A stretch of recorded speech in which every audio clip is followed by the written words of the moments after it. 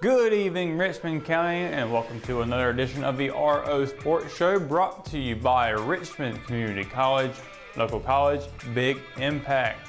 We hope you all had a wonderful Thanksgiving break. We know for a fact that Raider Nation certainly did, and let's talk about why that is the case. In a showdown between two of North Carolina's best high school football teams, the Richmond Raiders proved to be the better of the two against Myers Park during Friday's heavyweight third round 4AA West Regional match. The top-seeded Raiders rode the legs of junior quarterback Caleb Hood and his career-high 4 rushing touchdowns to a 35-32 victory over the number 4 Mustangs to advance to the West Finals for the first time since 2008. Maintaining a perfect record on the year, but when proved the first time all season, the Raiders had to come back from a halftime deficit. Richmond outscored Myers Park 22-11 in the second half to redeem a 23-point loss from the same round of the playoffs last year. Richmond will move on to face number 10 Vance, which is the reigning West Regional champion. The Cougars defeated West Forsyth 35-7 in the third round to advance to play Richmond. In front of a packed stadium nearing 10,000 fans and a frenzied home section that head coach Brian Steele tipped his cap to for his support, the Raiders used the energy to spark the second half rally. That turning point, Steele noted, was when Richmond's defense limited the Mustangs to a 33-yard field goal with 2:22 left in the third quarter, which put the visitors up 24-13. Following the game, Till told his players it was a fantastic job and they need to celebrate this win, but he also reminded them that a state championship is on the line. Taking a look at the rest of the 4AA bracket, we already mentioned that number 10 Vance defeated number 3 West Forsyth 35-7, which has set up the West Regional Championship game. Across the board to the East bracket, number 1 Wake Forest hosted number 4 Hoggard to rally the Cougars to a 13-0 shutout win over the visiting Vikings. Their East Championship foe will be the number 2 Pride of Leesville Road. They defeated number 6 Gardner Magnet 41-7. The winners of the 2 regional championship games will go to head-to-head in Chapel Hill for the state title.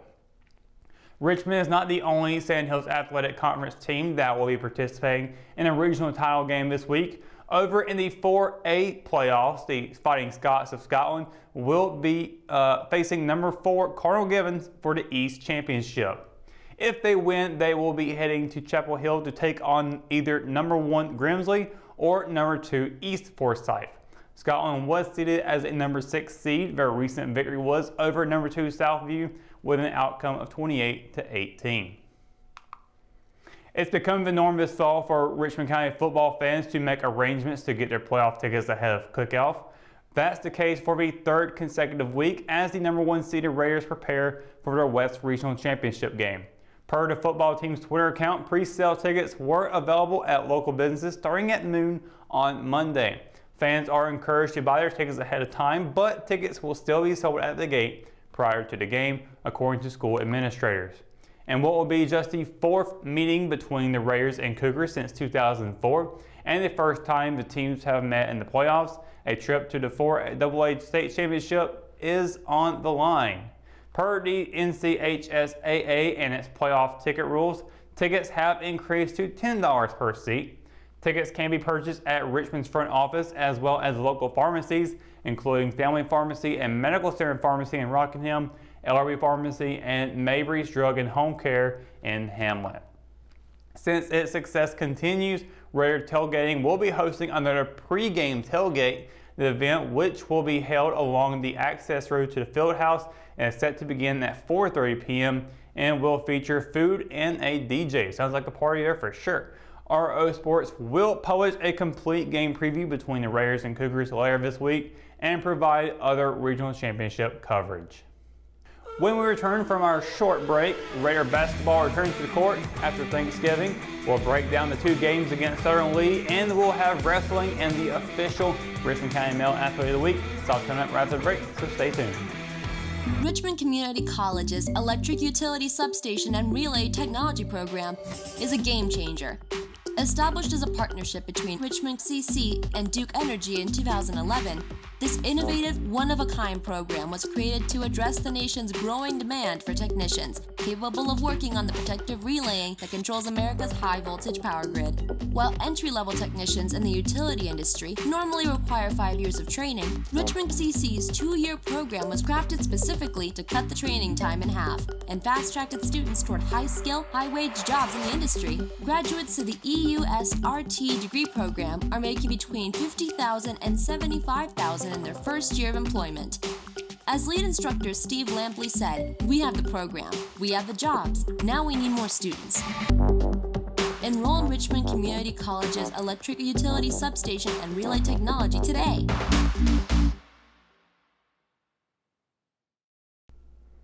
Thanksgiving break was put on pause for the Richmond wrestling team Saturday as it competed in the annual Cold Turkey Duels Invitational. Held at Asheboro, the Raiders would take 4th place out of 10 teams, compiling a 3-2 record in their 5-team matches. Through 2 duels this season, Richmond has a 7-3 overall record. Richmond would pick up wins against Chatham Charter, North Forsyth, and Providence Grove. Its 2 losses would come at the hands of host Asheboro and Southwestern Randolph. Head coach Earl Nicholson said they wrestled really well considering they were competing without 5 of their starters. Leading the way for the Raiders were Joey Nicholson and Andres Sanchez, both of whom finished the day with 5-0 records. Sanchez had 2 pins on the day, coming against Kalen Witherspoon and Ross Alfred.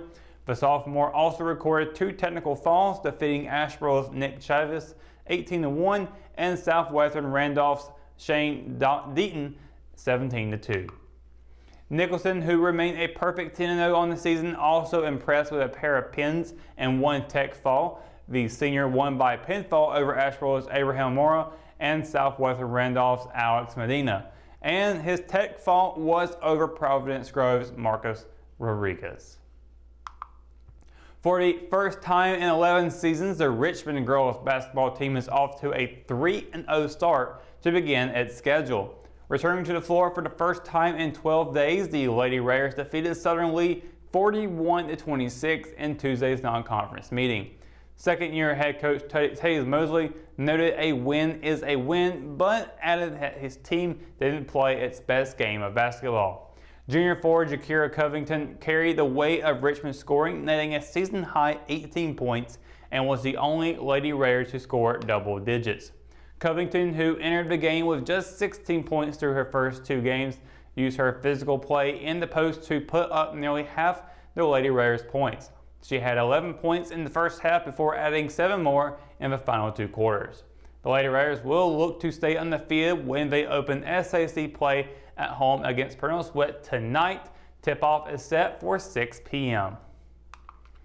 Also, for the second consecutive game, the Richmond boys basketball team relied on its experience and defensive adjustments to pull out a big non-conference win. The Raiders picked up their 3rd win in a row to begin the season. Head coach Don Pettigrew's team overcame a 7-point halftime deficit to defeat Southern Lee 56-50. A second-half surge on both ends of the ball, including an 18-point third quarter, and hitting free throws down the stretch gave Richmond its first 3-0 start since 2016. It's also the first time in Pettigrew's 3 seasons at the helm the Raiders are off to that good of a start. Junior forward Nige Stroman led the Raiders in points for the 3rd straight game, netting 15 points in the win. Fellow junior point guard PJ McLaughlin dropped 14 points, a season high, with 11 coming in Richmond's second half turnaround. Set to begin conference play tonight, the Raiders will welcome in Pernell Sweat. The Raiders and Rams will get underway around 7:30 p.m. following the girls' game. Junior wide receiver Jacoby Baldwin has been named the official Richmond County Male Athlete of the Week presented by Moss Brothers Tire and Service.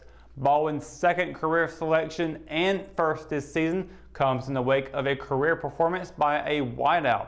His role as the Raiders' leading receiver saw Baldwin set up several scores in Richmond's 35-32 victory over Myers Park, which sent the Raiders to their first regional championship game since 2008. In his Raider Chats video with RO Sports editor Kyle Pillar, Baldwin talks about his career-high receiving yards, Richmond's win over Meyer Park and the third round, and what fans can expect against Vance this Friday night. So, Jacoby, you and the Raiders are keeping your postseason alive, with an electrifying 35-32 win over Myers Park on Friday. So, that was really a big game for the team, but also for you personally. You're coming off, career highs in receptions with 6 and receiving yards with 124. So, first question to you, just kind of talk about those accomplishments and doing it on just such a big stage in the third round of the playoffs. All of the catches were pretty big catches. When my name was called, I had to step up and make the play.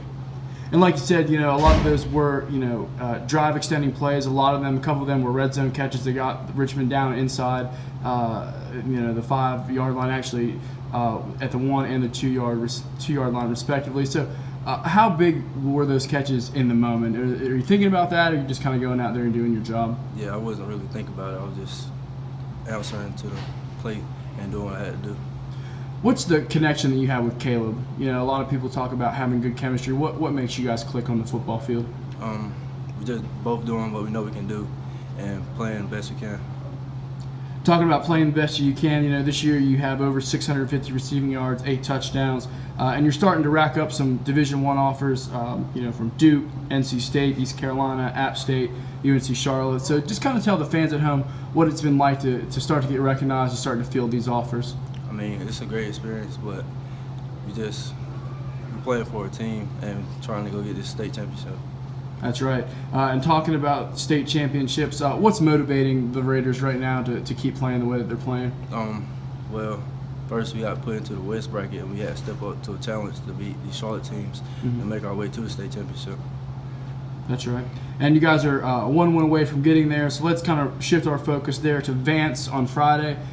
You guys being the number 1 seed, them being the number 10 seed, but they're also the reigning regional champions. So just kind of talk about what the game plan is for you guys and the Raiders in general to get ready for Vance. We know it's going to be a pretty big game, and we know it's a pretty good team, but we can beat them, and we just got to play as hard as we can. Last question for you, Jacoby. What's been the most enjoyable part of this postseason run so far? Because it's been pretty magical. Winning, out here doing what we can to win and be a great team. And last question, what's the message to Raider Nation? Because they filled up the seats so full on Friday. What are you guys hoping to see out of them this week? We're hoping to see the same thing, big crowd and loud stadium. We go get this win. And that's going to do it for the RO Sports Show, brought to you by Richmond CC. We appreciate them as the sponsor, which allows us to continue to bring you the best coverage of Richmond County athletics for free. For the latest updates on every sport, you can head on over to richmondobserver.com. You can also follow the Ross Facebook page for your weekly wrap-up. You can also find some exclusive RO Sports content on all of our social media platforms. In the meantime, I'm Russell Parker. Thanks for watching, and we'll see you next week on the RO Sports Show.